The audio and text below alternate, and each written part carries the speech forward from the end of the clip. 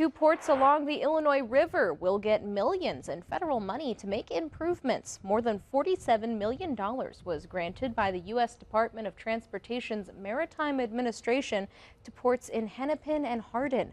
The Hennepin port will use more than $38 million to build a new 700-foot loading dock, conveyor, and storage systems.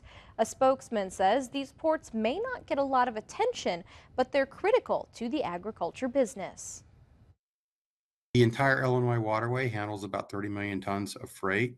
The Illinois 10-county Illinois Waterway Ports Commission handles around 15 million tons of freight, making it nearly the 40th largest port in the United States.